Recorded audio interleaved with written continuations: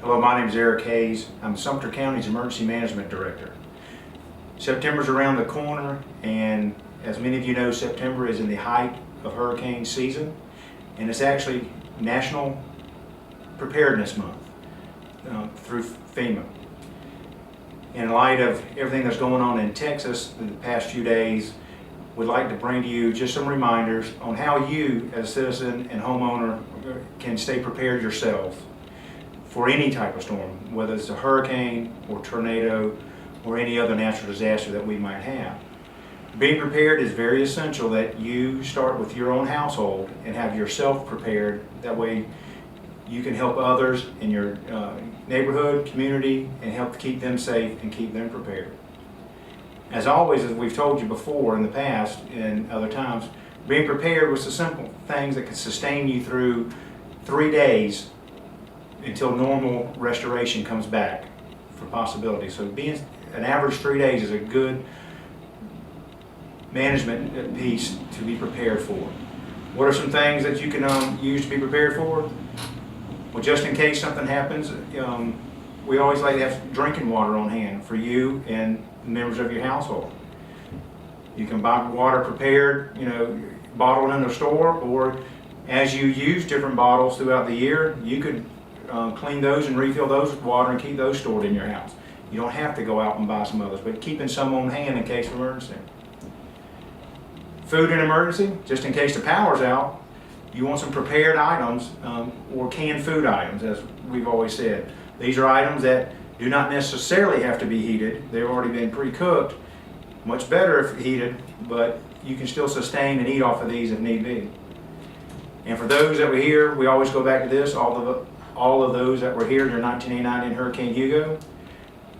For canned food items that don't have a pop top, there's an essential item that everyone needs, the manual can opener. All of us have been through that, trying to use electric can opener when there's no power. So pick a nice, inexpensive hand can opener up that you can open your food items. When power's out, other things that we might have issues with are lighting during the dark time hours if the power hasn't been restored. There are many different ways that you can light your house. We do recommend battery-operated flashlights, more so than a candle. If you only have a candle, then you only have a candle, but that's a fire hazard potentially, and we would hate to have another tragedy within another storm. So a battery-operated flashlight or inexpensive glow lights, the kind you shake or snap and then glow for several days at a time or several hours, those are good. And even other battery-operated lights like you see at different times that can provide light of various forms, and you can be hung up around the house, provide light and shade. And even some other items as far as lighting, there are on the market some items that are solar rechargeable, and they're LED lights that take little energy, run off a small battery, and these are inflatable. You can hang them up or put them in different places. Actually good too. You can find several types of those in the market. Some other things people might not think about being prepared for. Medication. Are you or your parents or grandparents or anybody you know that might need medication? Speaking to your doctor either prior to a storm or storm season about maybe the possibilities of what kind of medication you can keep on hand and have extra on that you might need in case you were about to run out during a storm. So it's something to talk to your medical provider as far as your medications on, as far as being prepared for a storm on that. Different things, storms, hurricane season, we think of tornadoes coming off of hurricanes, we think of debris, wood debris, trees down and stuff. Even being prepared, that makes sure you have a good pair of work gloves around the house for you, or in a kit that you can have in case you have to do some cleanup. Once again, that safety aspect, even after a storm. After storms, that cleanup, we often see other injuries, punctures, scrapes, cuts, from various forms of tools or debris as people are working. So just be mindful of that, keeping safety in mind as far as that goes too. And even some other small things you might see if we think winter storm, as we did in 2014 in February when we had our presidential declaration. power was out for several days there too, on the average of 2.5 days to 3 days. Keeping warm. The small little thing is these little hot hands. People see these, a lot of sportsmen use these, ball players and stuff. When you remove the package, you shake them, they provide some heat. It is a small source of heat, but it can be very, very welcome in a time of need, needing that heat source. And there's even these solar blankets or space blankets, I think some have been called, but those can provide heat as far as heat to keep you warm and reflect heat in other sources. I think some forestry guys use these while fighting forest fires to reflect heat. First aid kits are very good, just again like we just spoke of about the gloves and safety. You never know what might happen, some flying debris or you're out cleaning from the debris. And something very easily could happen, and like I said, a store might not be open right away, and you need some things on hand, some basic band-aids, bandages, something you can recover from some small minor wounds and cuts that you may have, and not necessarily need to try to get to the hospital on it for the minor issues stuff. A good little small first aid kit. Now all these items that we presented are just a few things. There's several more things we could go into and talk on that. But what do I do with these things? How do I set them around the house? There are several methods. You could use something as simple as a book bag to store several items in. Then you can store it in a closet somewhere out of the way. You might make one for your vehicle in case you're out on the road and get caught in a storm, whether a tornado, how quickly they can occur, or whether you had to leave your house during an ice storm and then get stuck somewhere in the snow or ice, have an ice kit in the trunk of your car even. And you can have those things ready to go for you.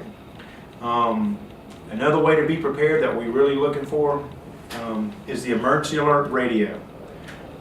Those are very inexpensive to very expensive. You can choose what you need, but those are very good in alerting you especially for no notice events, especially strong thunderstorms or severe thunderstorms that could erupt anytime, especially during a good southern summer, as we've had several strong thunderstorms this year.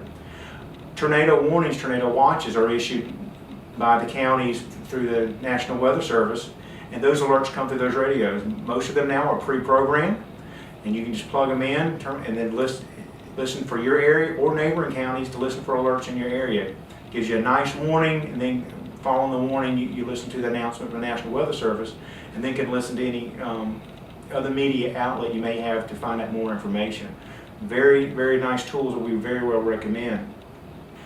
And again, in just conclusion, we just wanted to speak to you briefly today about preparedness and some ways of being prepared. September is National Preparedness Month, and in lieu, as we said earlier, with the situation going on in Texas now through Hurricane Harvey, we just want to bring you some quick storm preparedness tips and ideas.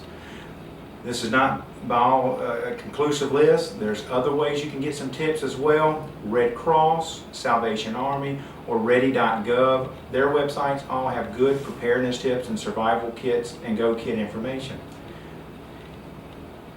In the event storms do occur in our area here in South Carolina and in Sumter County area, we do closely monitor those situations here within our office.